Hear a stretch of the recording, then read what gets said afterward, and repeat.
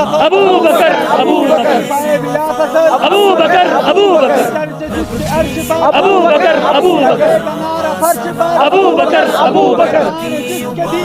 ابو بکر ابو بکر۔ وہ مرد ہی کیا جو ڈر جائے حالات کے خونی منظر سے، جس حال میں جینا مشکل ہو اس حال میں جینا لازم ہے۔ معذوری کے اس عالم میں میرے ساتھ کھڑی شخصیت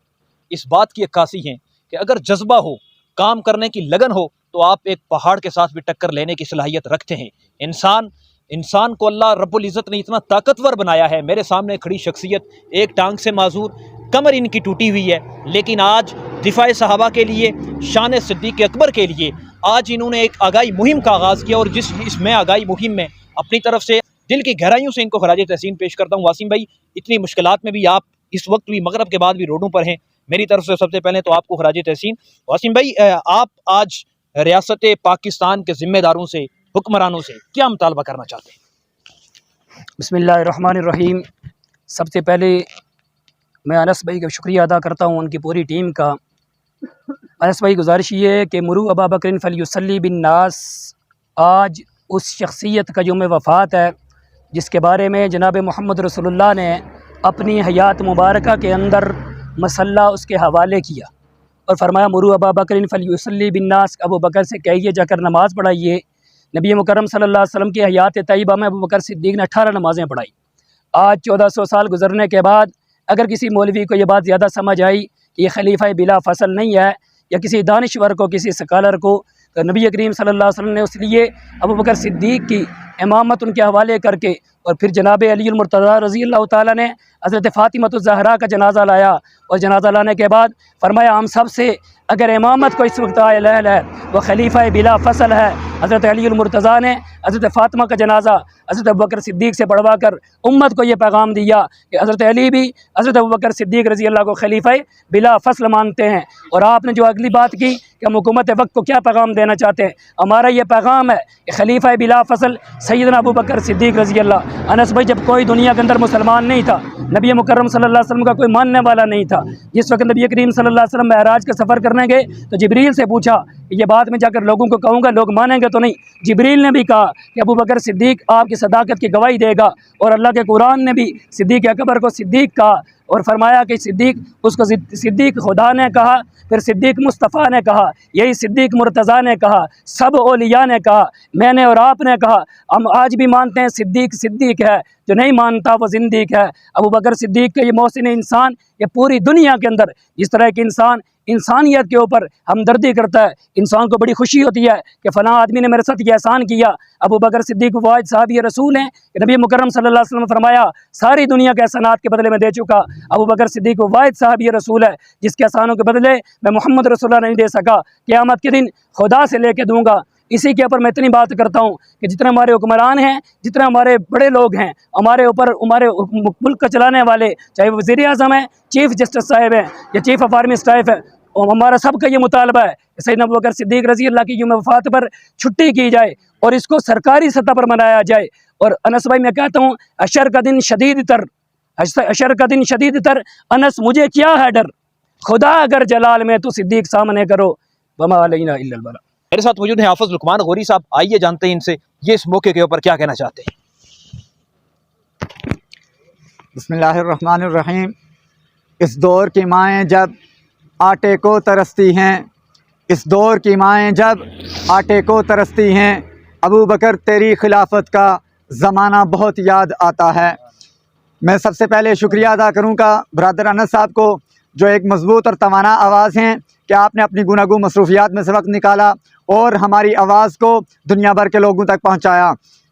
آج ہم الحمدللہ صبح سویرے، چونکہ آج 22 جمادی الثانی تھا، اپر دیول سے نکلے ہیں، اور ہمارے پاس جس طرح یہ پلے کارڈ آپ دیکھ رہے ہیں، ایک ہی آواز تھی، ایک ہی نعرہ تھا، ایک ہی ہمارا پیغام تھا کہ آج خلیفہ اول بلا فصل، جانشین پیغمبر، وارث مصلی رسول، محسن امت حضرت سیدنا ابو بکر صدیق رضی اللہ تعالیٰ عنہ کی یوم وفات ہے۔ چونکہ المیہ یہ ہے کہ آج پیدا ہونے والے بچے کی 1 سال بعد برتھ ڈے تو بنائی جاتی ہے، آباء و اجداد کے دنیا کے جانے کے بعد ڈیتھ ڈے تو بنائی جاتی ہے، لیکن افسوس صد افسوس بانیان اسلام جن شخصیات نے پیارے آقا علیہ الصلوۃ والسلام نے جب کلمے کی لا الہ الا اللہ کی دعوت دی، جن شخصیات نے اپنی جان پیش کی، اپنا مال پیش کیا، اپنی اولاد پیش کی، اپنی زمین پیش کی، اپنا سب کچھ گھر بار لوٹا کر کے پیارے آقا کے قدموں کے اندر جنہوں نے رکھا تھا، ان شخصیات کو ہم بھول چکے ہیں۔ چونکہ یہ کلمہ لا الہ الا اللہ کے